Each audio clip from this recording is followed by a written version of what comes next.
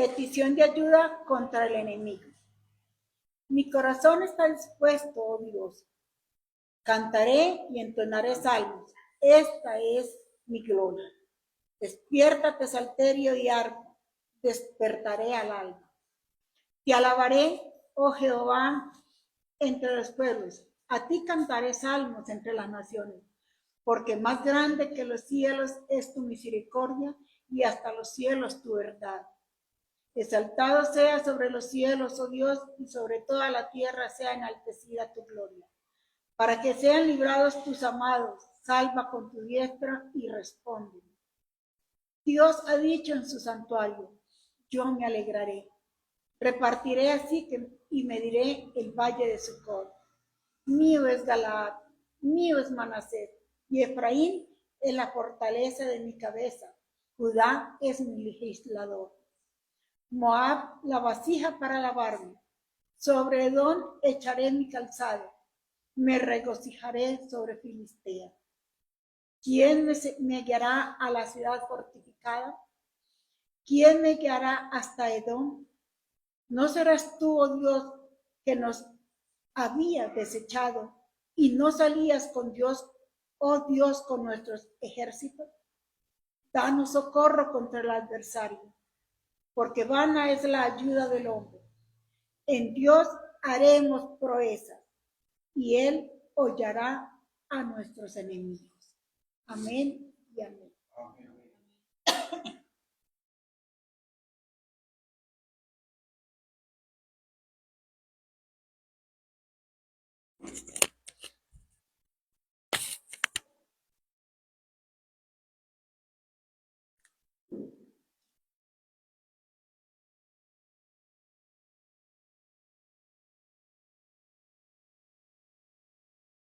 Buenos días, hermanos, que el Señor les bendiga.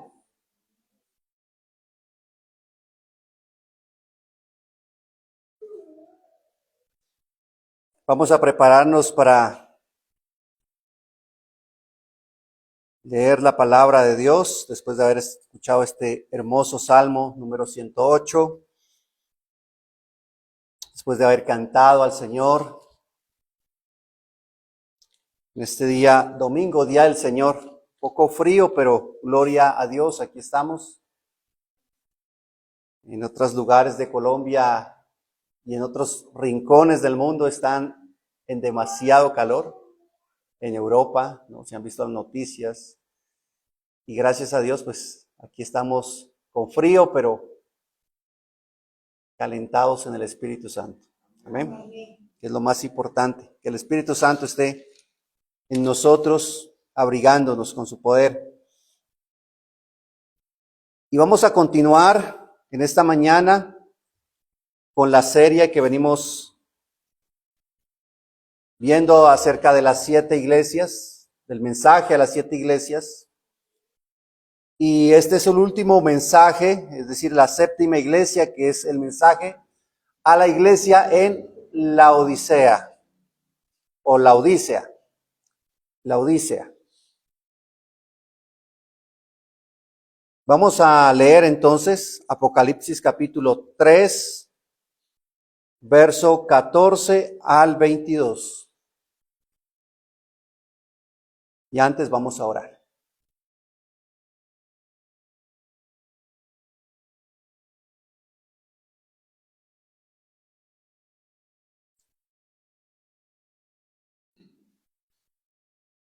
Amado Padre Celestial, te damos gracias en esta mañana por permitirnos, Señor, venir delante de tu presencia. Como decía este salmo, Señor, mi corazón está dispuesto, oh Dios. Que nuestros corazones estén dispuestos también a escuchar tu palabra, a meditar en ella, a hacerla nuestra y a ponerla por obra. Que tu Santo Espíritu, Señor, sea en esta mañana iluminando nuestras mentes, nuestros corazones, para que llenos de tu palabra desechemos todo error y toda mentira, Señor, y nos conformemos a la mente de Cristo. Te lo pedimos, Padre amado, en Cristo Jesús. Amén.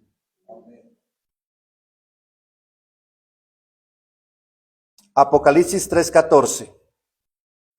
Dice, y escribe al ángel de la iglesia en Laodicea, he aquí el amén, el testigo fiel y verdadero, el principio de la creación de Dios, dice esto. Yo conozco tus obras, que ni eres frío ni caliente.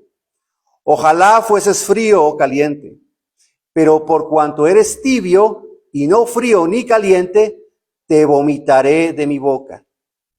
Porque tú dices, yo soy rico y me he enriquecido, y de ninguna cosa tengo necesidad, y no sabes que tú eres un desventurado, miserable, pobre, ciego y desnudo. Por tanto, yo te aconsejo que de mí compres oro refinado en fuego para que seas rico, y vestiduras blancas para vestirte, y que no se descubra la vergüenza de tu desnudez. Y unge tus ojos con colirio para que veas. Yo reprendo y castigo a todos los que amo. Sé pues celoso y arrepiéntete. He aquí, yo estoy a la puerta y llamo. Si alguno oye mi voz y abre la puerta, entraré a él y cenaré con él y él conmigo. Al que venciere, le daré que se siente conmigo en mi trono, así como yo he vencido y me he sentado con mi Padre en su trono. El que tiene oído, oiga lo que el Espíritu dice a las iglesias. Amén. Amén. El título de este sermón es Laodicea, la iglesia tibia. Laodicea, la iglesia tibia. Y como ustedes vieron en la lectura o escucharon en la lectura, es quizás, o mejor, es de todas las 7 iglesias la más dura contra una iglesia que había abandonado la fe. El contexto de esta iglesia es el siguiente. He tomado un poco de contexto para entender lo que el Señor le está diciendo a aquella iglesia en Laodicea, en Asia Menor. Todas estas 7 iglesias quedaban en Asia Menor, lo que hoy conocemos como Turquía. Y el contexto nos va a ayudar a entender cómo Jesús toma algunas referencias del contexto cultural, religioso, económico que vivía aquella ciudad para darles a entender a la iglesia en Laodicea, para que pudieran arrepentirse de cómo ellos se habían dejado contaminar por el mundo. Laodicea era llamada al principio como la ciudad de Zeus. Probablemente fue agrandada porque era una pequeña ciudad, pero fue más agrandada por Antíoco II. Y él fue el que le dio el nombre de su esposa. La esposa de Antíoco II se llamaba Laodice. Entonces por eso el nombre de Laodicea o Laodicea.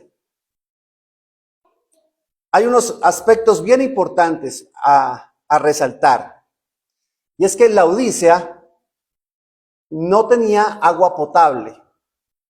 La única fuente de agua que tenía esta ciudad era una fuente de aguas tibias, pero que no era potable. Eran aguas oscuras, tibias, que no servían realmente para el consumo humano. No así con las ciudades vecinas. Por ejemplo, estaba la ciudad de Hierápolis. En Hierápolis había agua fresca y saludable, potable. Y por otro lado, el otro vecino en Colosas, que tenía aguas termales, es decir, calientes. Entonces, alrededor la ciudad tenía aguas frías y aguas calientes. Pero la ciudad como tal, Laodicea no contaba con esa agua potable, sino unas aguas tibias. Por eso el Señor, cuando está hablando, ellos entendían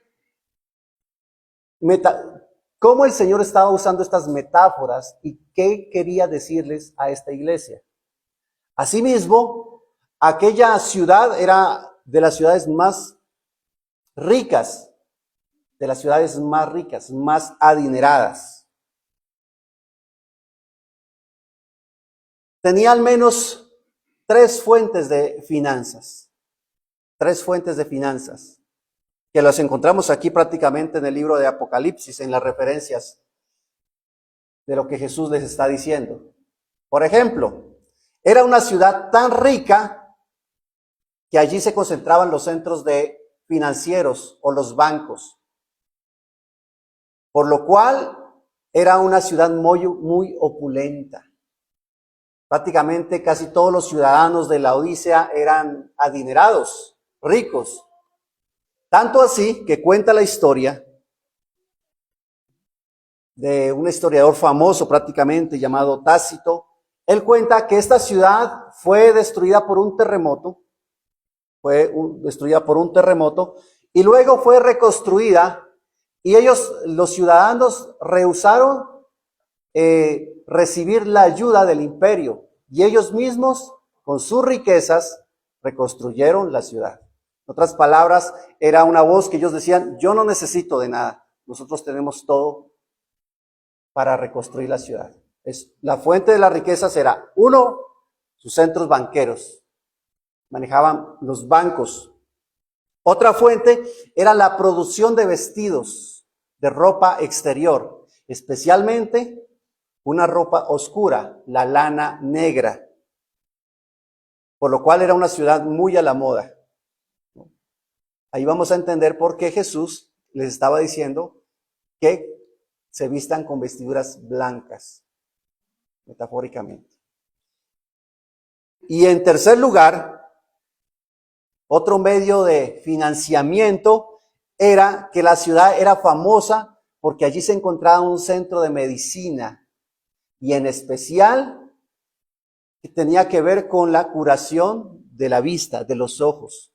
Allí era donde se producía este ungüento de colirio que ayudaba a aclarar la vista.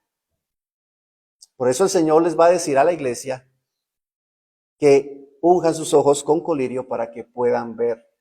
Obviamente refiriéndose ya a un tema espiritual, no físico. Entonces, estos aspectos nos ayudarán a entender la carta. Veamos primeramente cómo es descrito aquí Jesús. Jesús se describe aquí como el amén. Dice el amén. He aquí el amén.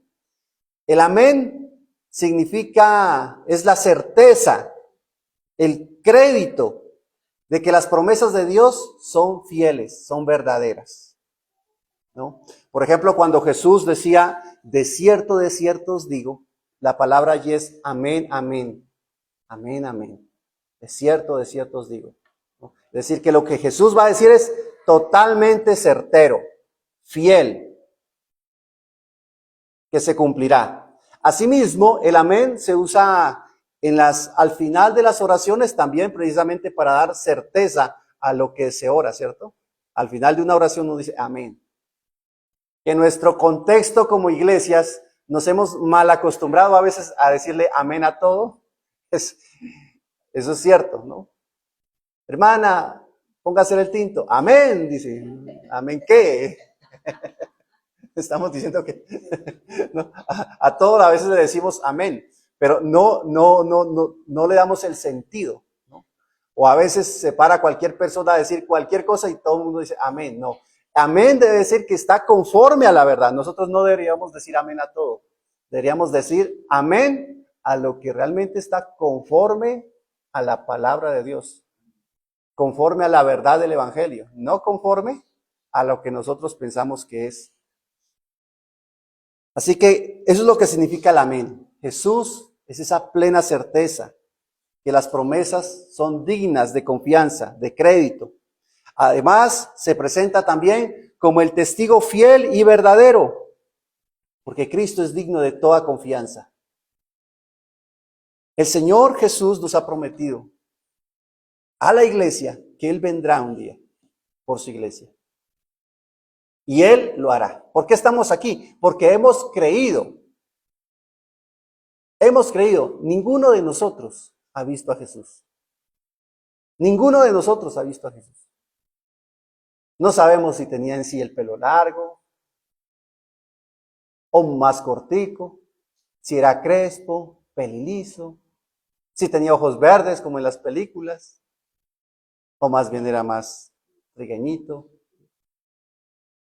si medía, como en las películas se lo ve un hombre alto, delgado, o era más bien bajito, gordito. No lo sabemos, no lo vimos, pero lo creemos por la fe. Por la fe. ¿Por qué? Porque su testimonio es verdadero.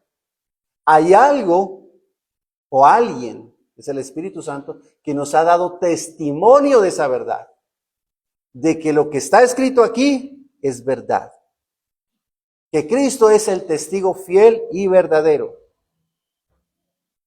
La iglesia, allá en Laodicea,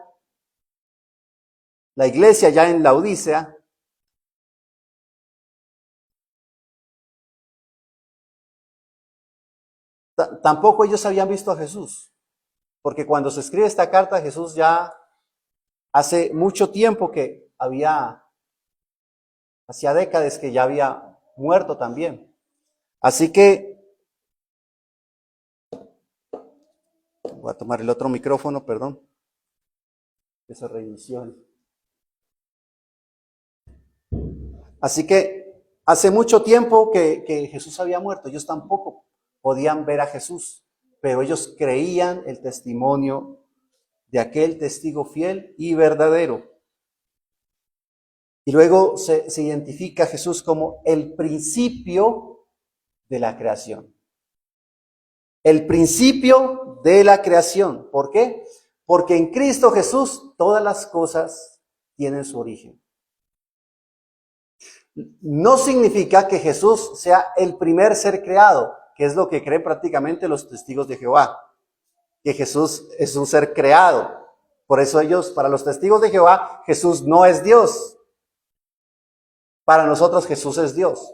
Porque no está diciendo aquí que Jesús es un ser creado. Lo que está diciendo aquí es que Jesús es ese principio creador. En Él, en Cristo, subsisten todas las cosas. Por ejemplo, cuando leemos Juan 1:3, se nos dice que todas las cosas por Él fueron hechas. Por Cristo fueron hechas todas las cosas. Y sin Él, nada de lo que ha sido hecho, fue hecho.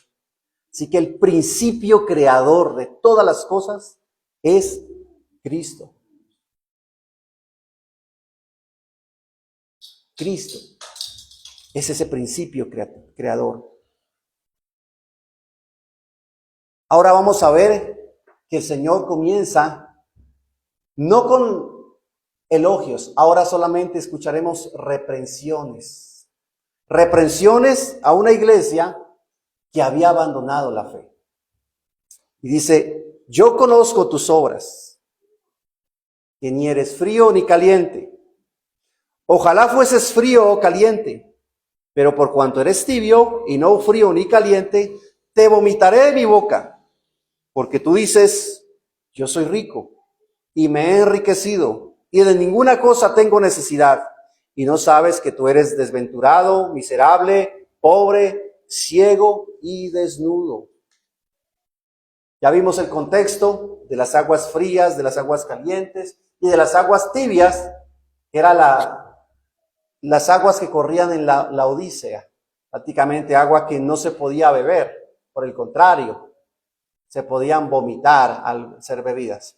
Entonces la iglesia entendía estas referencias, de que Jesús ya no estaba hablando, tomaba como ejemplo ese tipo de aguas, pero estaba hablando ahora de algo espiritual.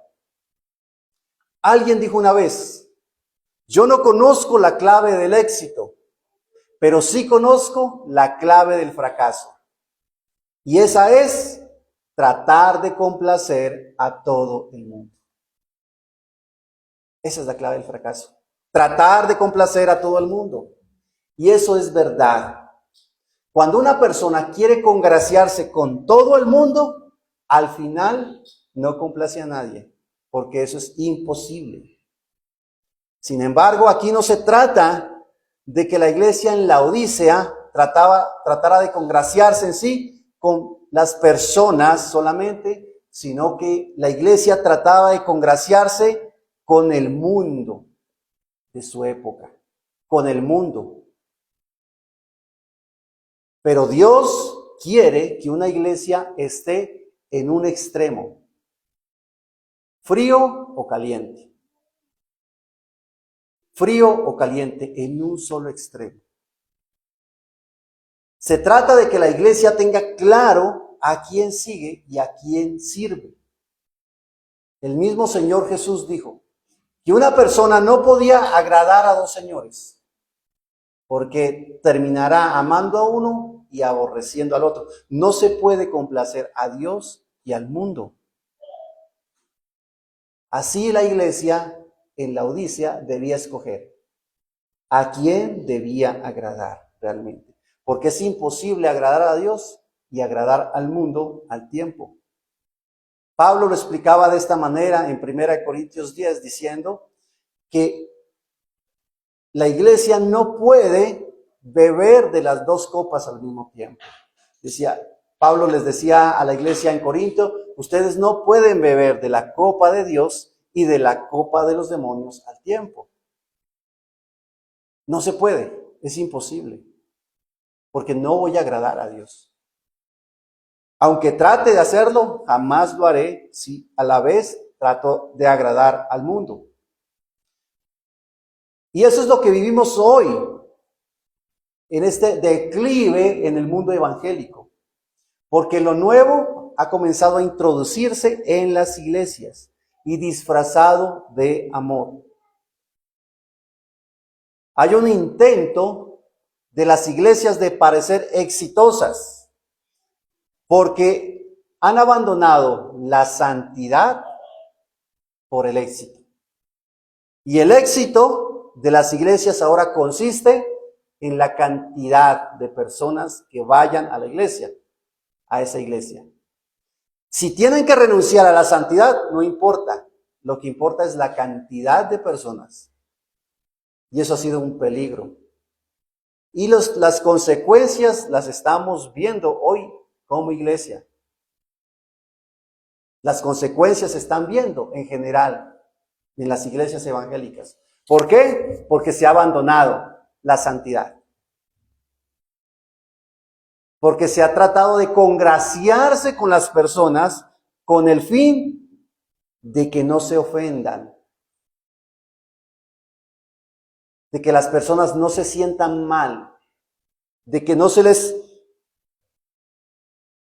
corrija su pecado. Y eso ha traído inmadurez espiritual a la iglesia, ha traído que las personas puedan llevar años en una iglesia. Yo llevo 20, 10, 15, 20, 30 años y sin madurez espiritual. Sin madurez espiritual. ¿Por qué? Por tratar de congraciarse, estar en la mitad entre ni frío ni caliente, la tibieza. Tratar de congraciarse con el mundo.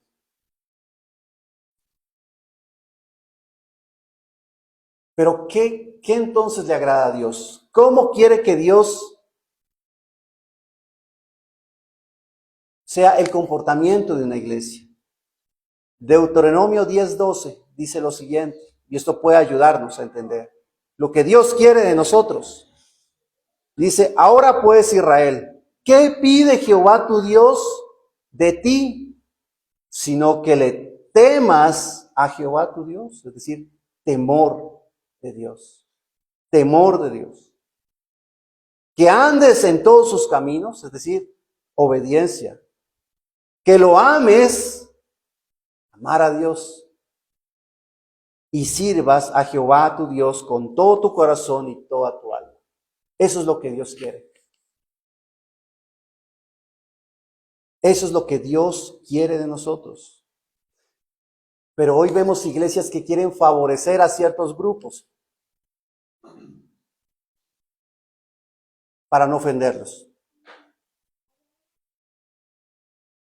Muchas de estas, tristemente, lo hacen porque saben que si dan un mensaje acerca del pecado, muchos se van a ir.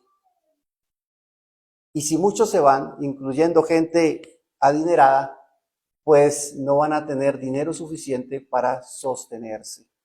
Y esa ha sido una realidad, una realidad. Pero el Señor, hermanos, no vende su santidad. Una iglesia no debería renunciar a la santidad por atraer personas. Por el contrario. Por el contrario. Una vez tuve la oportunidad de hablar con una persona homosexual. Y él estaba acostumbrado de que quizás cuando hablaba con algún cristiano, con algún evangélico, lo iba a acusar de una vez. Tú eres el pecador. Entonces, él no quería como hablar del tema. Pero yo no entré de una vez a hablar de pecado ni nada de esto, sino que comenzamos a hablar del pecado en general. Y le hice ver que yo mismo podría ser un pecador si yo era un hombre adúltero, que no necesitaba ser homosexual para ir al infierno, que cualquier pecado que yo cometa, al final me iba a condenar. Entonces, él pudo entender allí que no se trataba en sí de ser homosexual, de no ser homosexual, de que pecado es pecado ante Dios. Pero él pudo ver realmente y entender por qué se llama pecado, o llamarle pecado al pecado, cuando pudimos abrir la palabra y enseñarle a él quién decía que era pecado. Pero han surgido nuevas iglesias hoy en día, las iglesias emergentes, que ya no le dicen pecado a esto, le dicen ven tal como eres. Y eso es peligroso, porque si yo estoy bien, si Dios me ama tal y como soy, entonces no necesito arrepentirme. Pero eso no es lo que dice la palabra. Por el contrario, claro que necesito arrepentirme. Si algo la palabra me dice todos los días es arrepiente. Dios no le gusta como soy. Por eso me llama a arrepentirme. Por eso me llama a cambiar. Por eso me llama a que mi vida sea transformada. Por eso le está diciendo aquí a la iglesia de Laodicea que no sea tibia, sino que sea fría o caliente. Claro que el Señor reprende. Pero se está vendiendo a un Jesús diferente. Y eso es peligroso. Eso es peligroso. ¿Cuántas veces vemos esas actitudes en la iglesia hoy en día? El problema aquí está en ver a veces a un Dios permisivo, a un Dios que todo lo permite, a un Dios que no recrimina nada, que no dice nada, que no le importa nada. Debemos ver a Dios como lo que es. Dios es un Dios santo.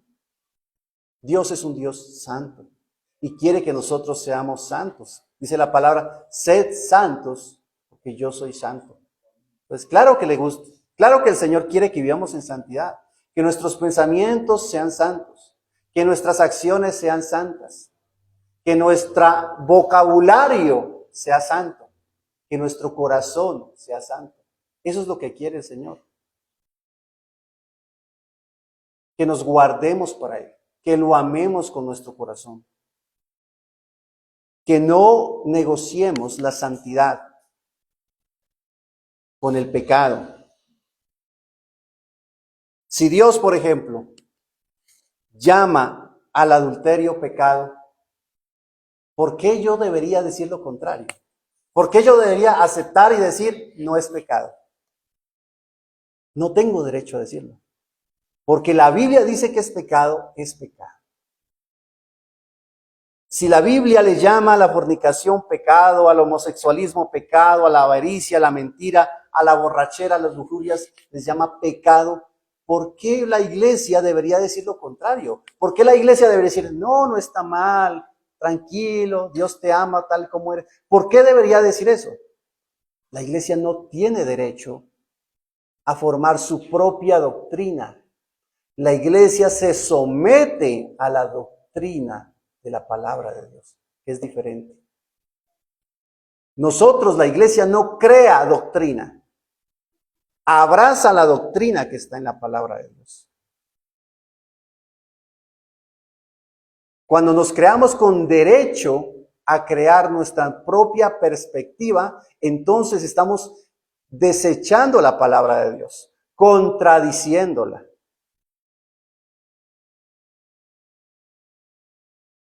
Y es un problema que enfrenta la iglesia. Es un problema que enfrenta la iglesia. Ustedes se dan cuenta por todo lado, hoy en día se niega las escrituras. Y se acepta cosas pecaminosas como si fueran algo bueno. ¿Cuál es la reacción de Dios ante una iglesia así? Y debemos cuidarnos nosotros de no ser una iglesia como Laodicea. ¿Por qué? Porque la actitud de las personas cuando tratan de estar en el mundo y a la vez en la iglesia es esta. Provoca algo en Cristo. ¿Qué es lo que provoca? Asco, vómito, repulsión. Son palabras fuertes y son palabras de Jesús. Sí, Jesús nos ama, Jesús es amor, es verdad, es verdad. Jesús nos ama a pesar de nuestro pecado, sí. Pero cuando uno llega a los pies de Cristo, es verdad, uno llega cargado de pecado. Sucio, uno llega. Y Dios me ama a pesar de mi pecado, sí. Pero a medida que yo voy aprendiendo, entendiendo, escuchando la palabra, leyendo su palabra, va produciendo en mí que yo comienzo a tener asco de mi pecado y comienzo a desecharlo. Digo, no, ya no puedo estar con esto. Tengo que limpiarme y la palabra me va limpiando y voy desechando mi pecado y voy desechando actitudes y voy desechando cosas y voy terminando con muchas cosas, a veces amistades que ni siquiera me edifican, pero voy haciéndolo. ¿Por qué? Porque ahora le estoy llamando pecado a mi pecado. Los seres humanos relativizamos todo. Por eso necesitamos la palabra de Dios. Por ejemplo, ser relativo es que para unos es bueno y para otros es malo. Por ejemplo, la fornicación. Para algunos es malo. Dicen, sí, está mal la fornicación. Eso no la... Para otros, dicen, no, es bueno. Para unos el adulterio es malo. Para otras personas dicen, yo tengo derecho a vivir como quiera. Para unos emborracharse es bueno, para otros es malo. ¿Ven? Los seres humanos somos cambiantes. Somos cambiantes. No se puede fiar de un ser humano. Porque lo que, por ejemplo, nosotros, lo que pensamos hoy no es lo mismo que pensábamos hace 10 años. No es lo mismo. Hemos cambiado muchas cosas de nuestra mente. Lo que antes creíamos como verdad, ya hoy en día muchas cosas ya no lo creemos como verdad, porque somos cambiantes. Por eso debemos confiar en alguien que todo lo que diga sea verdad.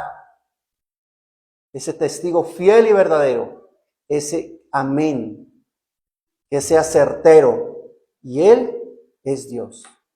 Por eso debemos acomodarnos a la palabra de Dios y no tratar de acomodar la palabra de Dios a nosotros. No podemos tratar de acomodar la palabra de Dios como nosotros queremos. El apóstol Pablo decía, ¿o trato de agradar a los hombres? Pues si todavía tratara de agradar a los hombres, no sería siervo de Cristo. Es imposible tratar de agradar a todo el mundo.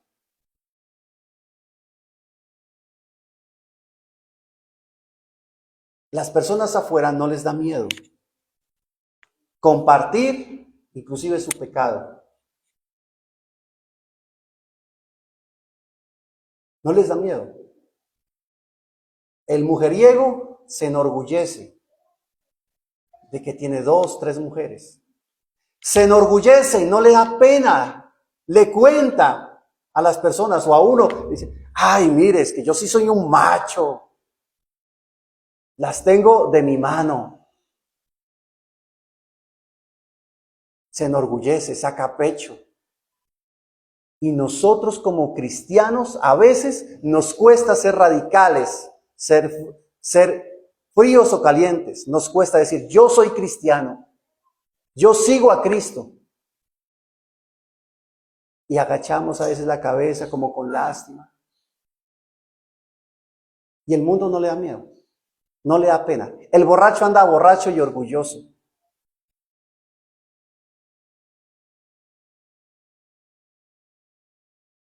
El avaro es avaro y orgulloso a la vez, se enorgullece. Así como lo hacía esta iglesia. ¿Saben qué decía esta iglesia? Yo soy rico y no tengo necesidad de nada.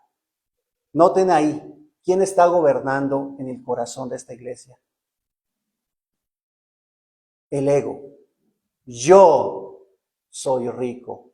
Yo no tengo necesidad de nada. Yo puedo hacerlo. El yo gobernando en el corazón. No está gobernando Cristo en el corazón de esta iglesia. Está gobernando el yo. ¿Cuál es el problema? Que según el yo, soy santo, soy bueno, yo estoy bien, no tengo necesidad de nada. Pero según Dios, ¿cómo veía la iglesia? Miserable, pobre, desnuda, desventurada. ¿Ven? Entonces, la clave no está en cómo yo me veo. La clave está en cómo me está viendo Dios. Y para eso necesito la palabra. Por eso es que la palabra debe prevalecer sobre cualquier pensamiento, hermanos. Porque muchas personas, inclusive que no van a la iglesia, y usted le dice, ¿y cómo está con Dios usted? Bien, según ellos, ¿no? Bien. Yo a veces oro en la casa, bien. Yo a veces leo la Biblia, estoy bien. Sí. Según ellos. Pero si Dios es el que da el dictamen y dice, voy a examinar tu corazón, ¿qué diría Dios? ¿Qué diría Dios de usted ahora? Si Dios examinara su corazón. Vaya a la palabra, lea, conozca a Dios. ¿Usted ama lo que Dios ama? ¿Usted desecha lo que Dios desecha? ¿Usted aborrece lo que Dios aborrece? Es ahí donde uno se da cuenta. ¿Qué tanto realmente Dios está gobernando? ¿Y qué tanto está gobernando aún ese yo? Yo no necesito. Yo estoy bien. Ante mis ojos yo podría ser un buen esposo, un buen padre, pero ante los ojos de Dios, ¿quién soy? Y eso es lo que importa. Eso es lo que importa. Algunas personas dicen, a mí no me gusta ir a la iglesia ni nada de eso. Dios conoce mi corazón. Eso es lo peor aún, que Dios conoce mi corazón. Eso, lejos de ayudarme, me condena antes que Dios conozca mi corazón. Porque ¿quién puede ser santo fuera de Dios? Sin Cristo, ¿quién puede ser santo? ¿Quién puede agradarle? Nadie. Ninguno de nosotros puede agradarle si no está en Cristo? Ninguno. Por más de que nos esforcemos, nadie puede agradar a Dios. El único hijo que complació a Dios fue de aquel que dijo, este es mi hijo amado, en quien tengo complacencia. Es Cristo.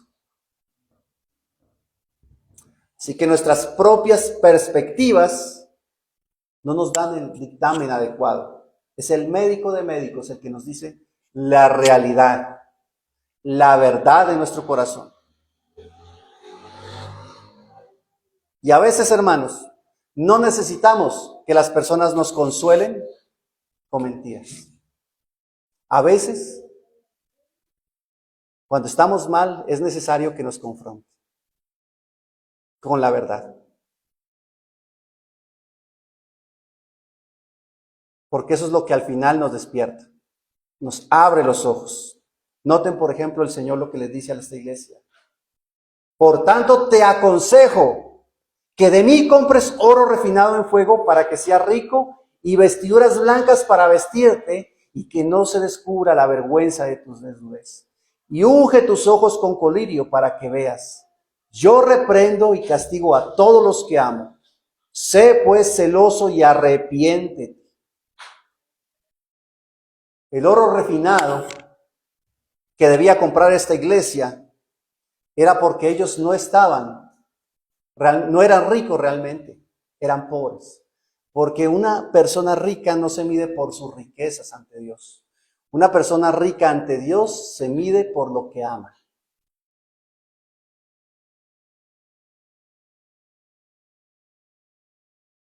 Ser rico para con Dios es dejar de yo preocuparme por mí, por el yo, y preocuparme más por Dios y por el prójimo. Vestiduras blancas necesitaban porque la iglesia cuando trata de mezclarse con el mundo pierde la santidad. Pierde la santidad. El Señor nos lava con su sangre.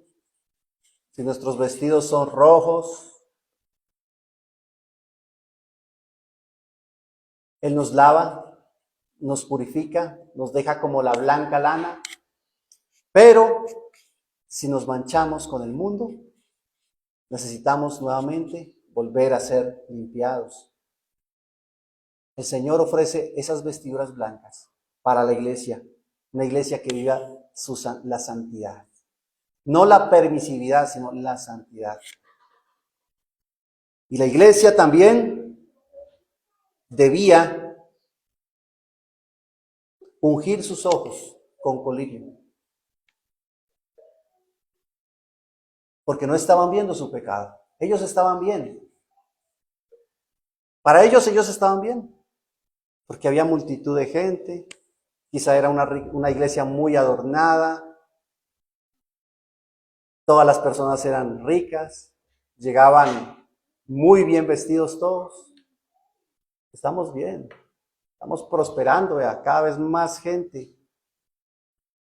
Pero necesitaban realmente ungirse sus ojos nuevamente porque algo estaba fallando con su visión. Les estaba fallando su vista.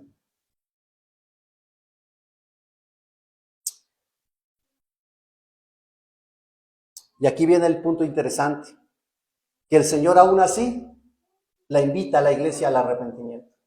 Aún a la peor de las iglesias, el Señor sigue diciéndole, arrepiéntete. Arrepiéntete. Sé celoso. Sé celoso. Una iglesia debe ser celosa en la santidad.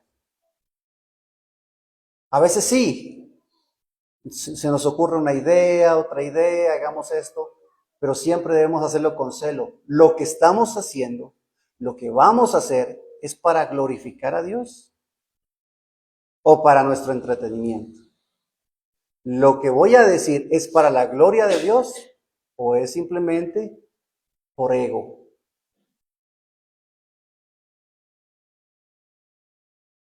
Dios es tan amoroso que aún llama al arrepentimiento. A la peor de las iglesias, Dios le dice, arrepiéntete. ¿Por qué? Porque Él ama. Y al que ama, reprende. Esta es una idea que hoy en día suena terrible para este mundo, que alguien castigue a alguien. Se nos prohíbe que castiguemos a nuestros hijos. Se nos dice que eso está mal, se nos hace ver como algo malo. ¿Pero qué dice la Biblia? Proverbios 13:24, el que detiene el castigo a su hijo aborrece, mas el que lo ama desde temprano lo corrige. ¿Qué nos enseña el mundo? Al niño no hay que reprenderlo. Asimismo, Dios con nosotros. Él nos ama y porque nos ama nos corrige. Y parte del amor, otra forma de amar es corrigiendo. No, es que no le digo nada porque pobrecito se siente mal el hermano, se siente mal la hermana. No, si usted ve a un hermano, a una hermana haciendo algo que no es debido, vaya con amor y confronte. Porque usted ama a su hermano. Si no lo ama, entonces déjelo en su pecado. Que de pronto se enoje. Si usted lo hace con amor, quizás no se enoje. Pero si usted lo hace con amor, le dice, hermano, mire, eso que está haciendo está mal. Hermana, eso que está haciendo está mal. Y aún así se enoja, pues que se enoje. Pero usted lo hace con amor. Así como nuestros hijos. Nuestros hijos, cuando los corregimos, no nos dan una sonrisa. ¿Sí? Cuando yo corrijo a Génesis, no precisamente me sonríe. ¿Sí? No me sonríe, obviamente. No se siente bien. Pero al final eso le ayudará a ella en su carácter, a corregir lo malo que hace. Y finalmente la promesa, al que venciere le daré que se siente conmigo en mi trono, así como yo he vencido y me he sentado en su trono. Dios mismo nos ofrece su trono, nos ofrece estar en su trono. Nosotros aquí peleamos muchas veces, nos matamos trabajando por tantas cosas. Dios ofrece su trono, de donde Él gobierna todo el universo. Realmente el cristiano es el hombre más rico del universo y no lo sabe. Y no lo sabemos. Y no lo sabemos. Estamos sentados en los lugares celestiales en Cristo y a veces no lo entendemos. La victoria es nuestra y a veces no lo entendemos. Y eso es lo que el Señor nos ofrece, al que venciere. Así que busquemos agradar a Dios, hermanos. No busque agradar al mundo. Conozca más a Dios. Él promete relacionarse más con usted. Entiéndalo. Medite en su palabra y cada vez usted podrá ver mejor su pecado y así lo podrá desechar. Quizás a muchas cosas que usted hace hoy no le llame pecado. Ya hay un problema. Póngase de acuerdo con Dios y lo que Dios le ha dicho, esto no me gusta, deséchelo. Usted no es más sabio que Dios. Usted no puede decir, no, pero para mí no es que sea. Sí, yo sé que está mal, pero pues yo creo que Dios me acepta así. No. Si Dios le ha dicho algo a usted, que deséchelo, hágalo. Usted no es más sabio que Dios. Porque el Señor lo va a castigar después.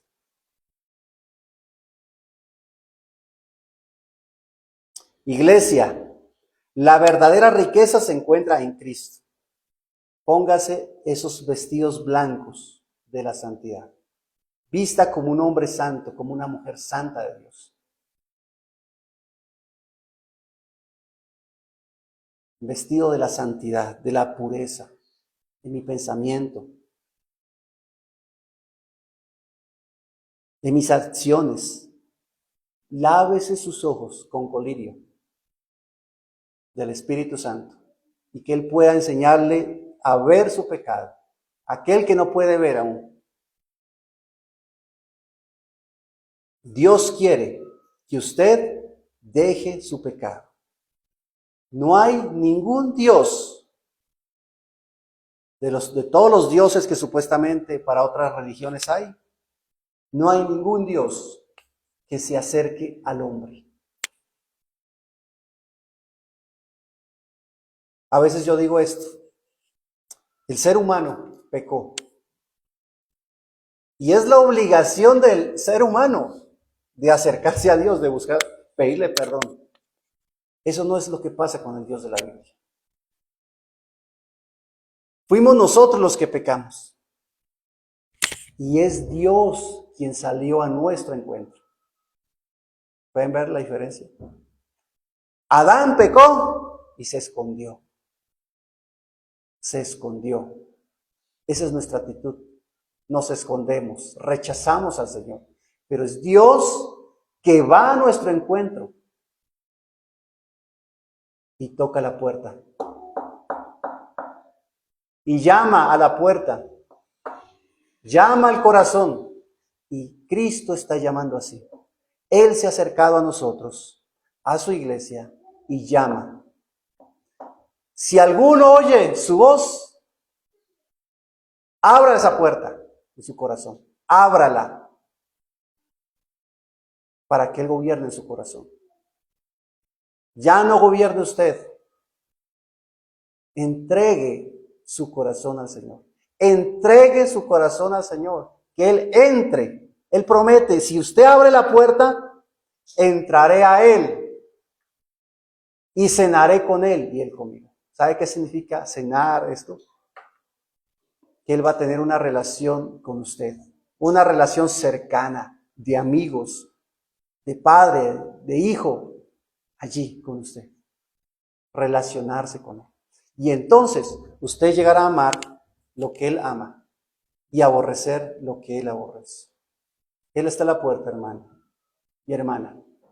Abra su corazón y deje que Él gobierne.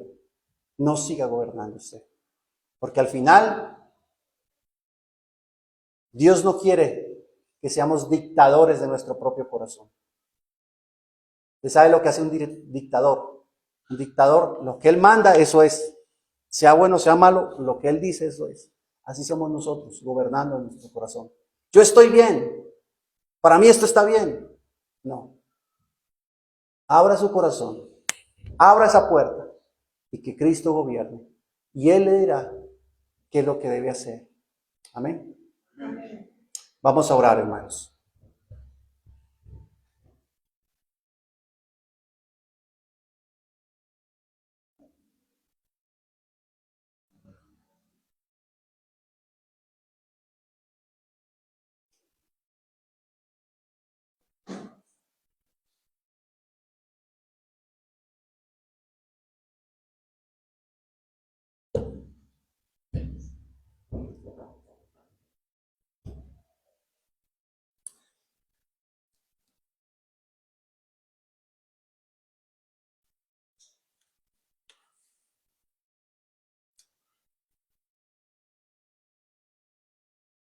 Padre amado, te damos gracias en esta mañana, Señor, por tu palabra,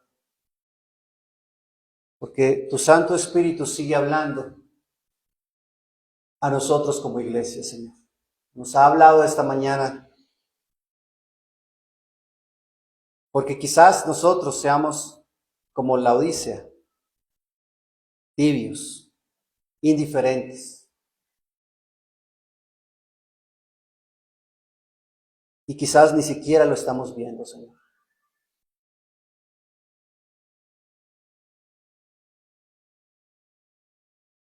Perdónanos, Señor, en esta mañana te pedimos por nuestro pecado.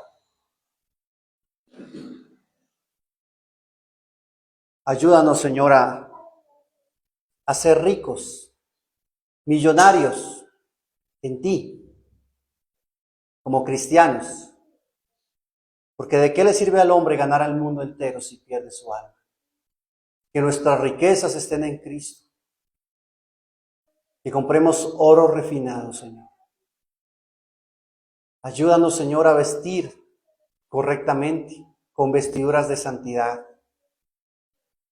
con vestiduras blancas, reflejando la santidad tuya, Señor.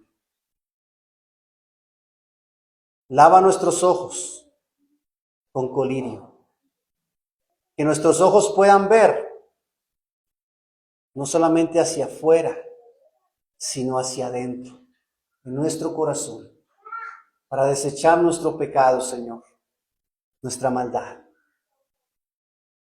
Quita de nosotros nuestro ego, el pensar de que estamos bien, de que no necesitamos nada, porque un corazón realmente rendido a ti, siempre, siempre va a reconocer que todos los días necesitamos de ti, que todos los días necesitamos de ti, Señor.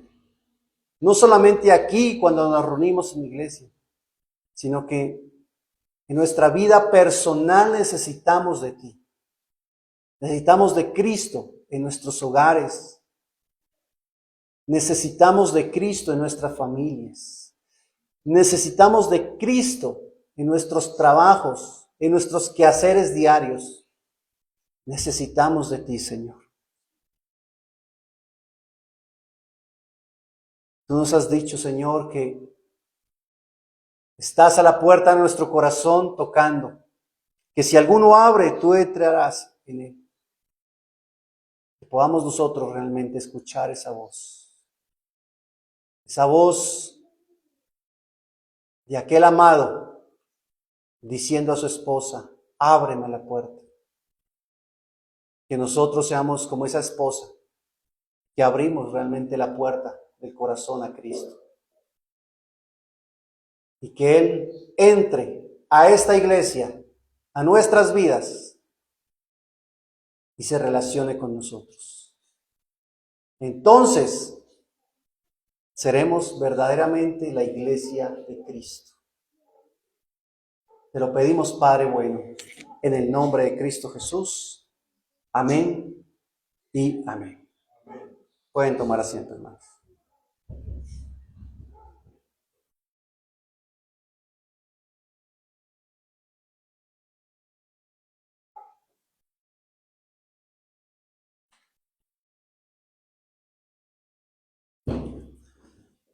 Bueno, en esta mañana, hermanos, voy a dar algunas informaciones.